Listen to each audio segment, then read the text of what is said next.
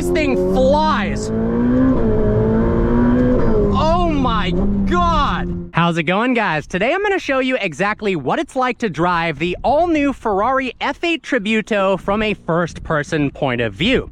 Only this is no ordinary F8 Tributo. It's got downpipes and exhaust and a tune, cranking out 820 horsepower. The F8 is the successor to the Ferrari 488, and it features the engine from the Pista, as well as the legendary F1-derived S-duct. Air comes in right there in the bumper, goes through here and out and over the hood, increasing downforce. We've also got cooling systems off of the 488 Challenge car. Now, if we come around back, let's actually pop open the engine cover with this lever right here. You'll notice that we've got a Lexan rear engine cover. Not only does this look cool, not only is it really lightweight, but it harks back to the Ferrari F40. Beneath is a 3.9-liter twin turbocharged V8 that normally makes 710 horsepower and 568 pound-feet of torque, but now we've got 820. Some revised aerodynamics in the rear as well. We've got this really cool floating spoiler that actually has these three little turning vanes that recompress the airflow around the back of the car to reduce drag. We've also got some flaps that deploy in the rear diffuser to stall downforce as well. I love the design of this car. I think they did such a good job with it. The 488, I wasn't a huge fan right when it came out, but this, especially on these AL13 wheels, the Inazitec wrap, and all the 1016 carbon, looks absolutely amazing. Let's go ahead and hop on inside. Now, the inside of the F8 Tributo isn't all that much different from a 488, but it does feel nicer in here. I love these tan seats with the contrasted stitching. They're really supportive and feel really, really nice. They're comfortable. You could actually use this on a daily basis.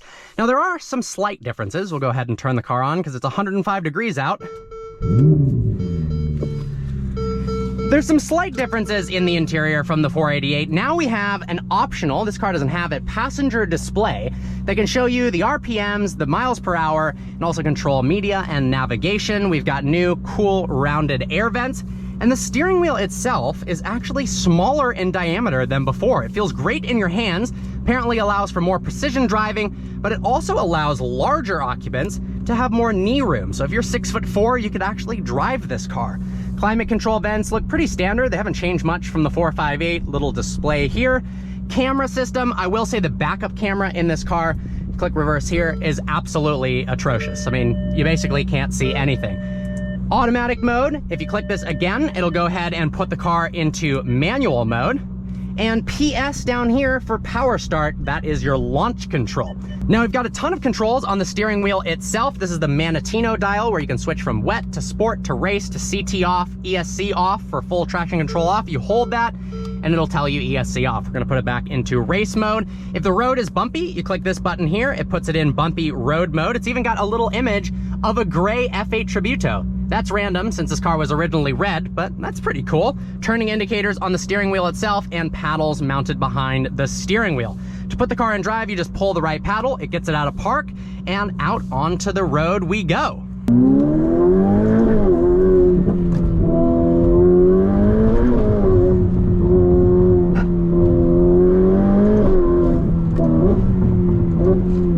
Behind the wheel of the F8 Tributo, and this thing flies.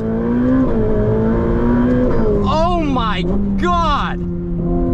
The level of power this thing has just with a stage 2 downpipes and tune is ballistic. 820 horsepower in a 3,150 pound car is a lot of power, but the chassis handles it really well, surprisingly so.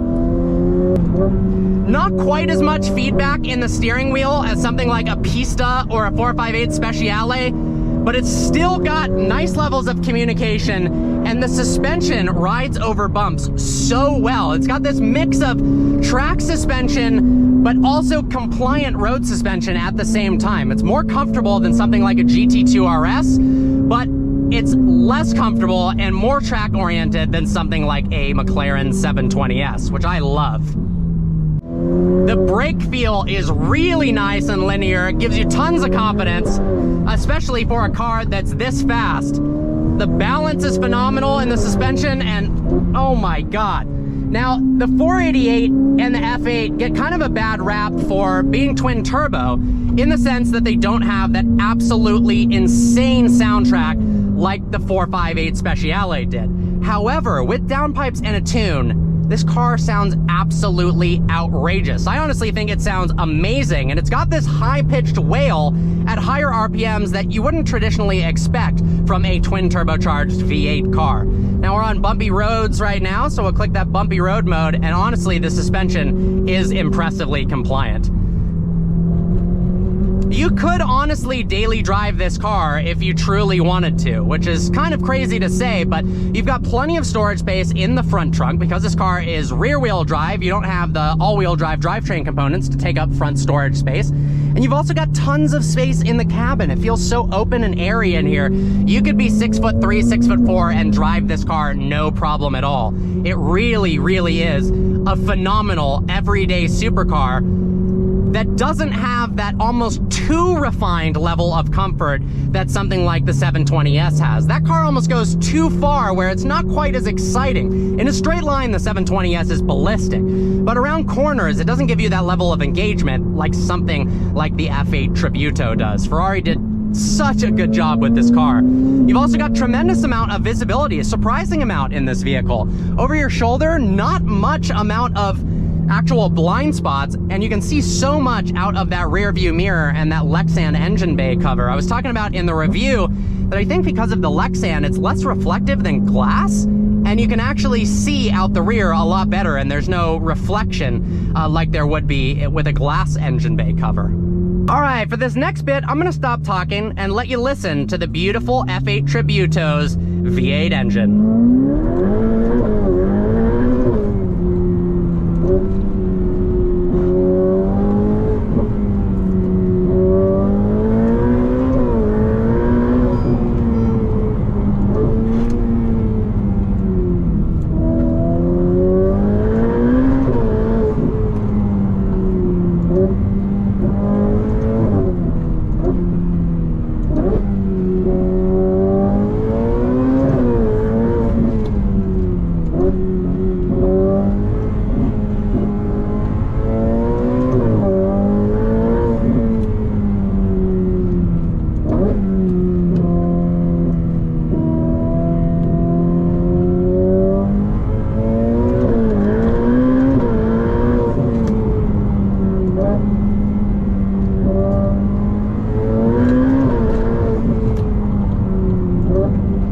Well guys, there you have it. The F8 Tributo is such a phenomenal Ferrari. It's incredible in a racetrack environment, but it's also amazing in and around town scenario. Plenty of space, great visibility, and it's honestly easy to drive for how much performance this car offers. Special thanks to my friend Lloyd for loaning me the keys to this car. I've got a link to his Instagram down below.